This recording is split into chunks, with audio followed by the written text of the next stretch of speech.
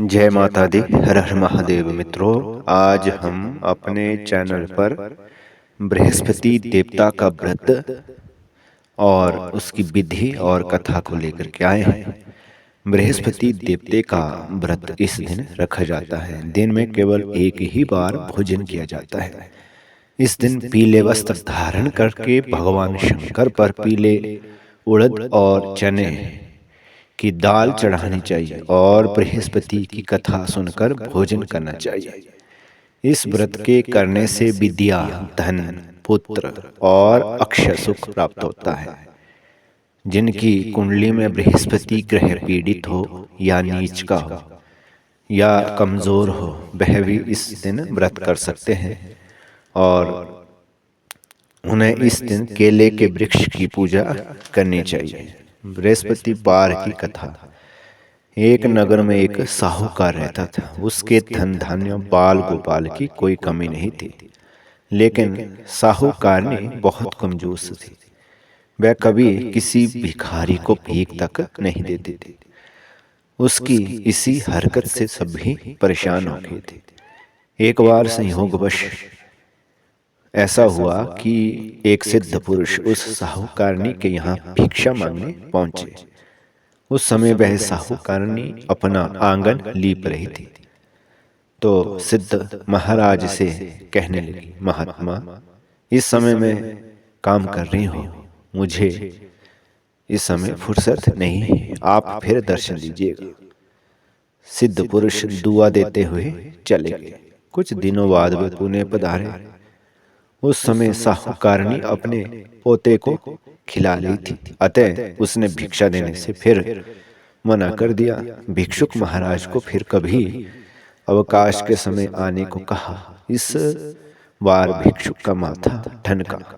उसे साहूकारनी के इरादे का आभास हो गया, इसलिए अगली बार वे जल्दी पधारे। साहूकारनी उस समय भी घर के किसी काम में अपने को व्यस्त रखने की कोशिश कर रही थी। साधु बाबा चिढ़ गए। उन्होंने साहूकारनी से कहा कि मैं तुम्हें कुछ उपाय बताता हूँ। यदि तुम अवकाश ही अवकाश चाहती हो तो बृहस्पति वार को देर से सोकर उठा करो। सारे घर में झाड़ू एक और इकट्ठा करके रख दिया करो, अर्थात कूड़ा। उस दिन घर में चौका ना लगाया करो। स्नान आदि करने वाले इस दिन हजामत अवश्य बनाया करें। भोजन बनाकर चूल्हे के पीछे रख दिया करो। शाम को काफी अंधकार छा जाने के बाद दीपक बत्ती जलाया करो तथा इस दिन भूलकर भी ना तो पीले वस्त्र धारण करो और ना ही कोई पीली चीज खाया करो। साधु के चले जाने के बाद साहूकारनी वैसे ही करने लगी। धीरे धीरे बृहस्पति वार की उपेक्षा के कुपरिणाम उसके घर में उजागर सभी प्रकार की नेगेटिव शक्तियां होने लगी। इसके एक सप्ताह बाद वही साधु बाबा भिक्षा के लिए पुणे पधारे। उस समय साहूकारनी हाथ पर हाथ धरे थाली बजा रही थी।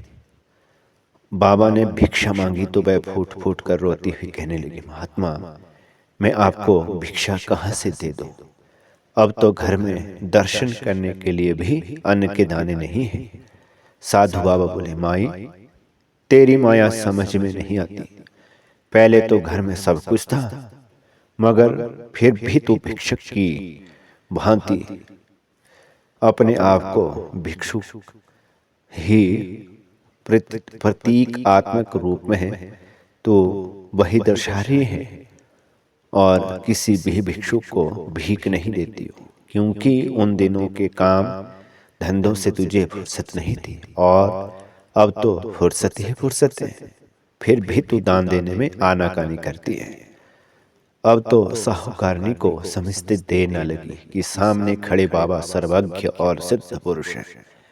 उसने उनके चरण पकड़कर पिछले व्यवहार के लिए माफी मांगी और वायदा किया कि यदि आपकी कृपा से घर फिर धन धान्य से पूरा हो गया तो वह कभी किसी भिक्षुक को खाली हाथ नहीं जाने देगी। साधु बाबा को दया आ गई। वे बोले, बृहस्पति वार को तड़के ही उठकर स्नान आदि से निवृत्त होकर अपने घर को गोबर से लीपकर अत्यंत पवित्र भाव से भोजन बनाकर उस दिन घर का कोई आदमी हजामत न बनाए और उस दिन विशेष रूप से भूखों को भोजन कराना चाहिए। यदि तुम ऐसा करोगे तो शीघ्र ही तुम्हारे फिर वैसे ही दिन आ जाएंगे और तुम्हारा घर एक बार फिर धन धान्य से भरपूर हो जाएगा। साहूकारनी ने वैसा ही किया। कुछ ही दिनों में उसके भले दिन फिर लौट आए।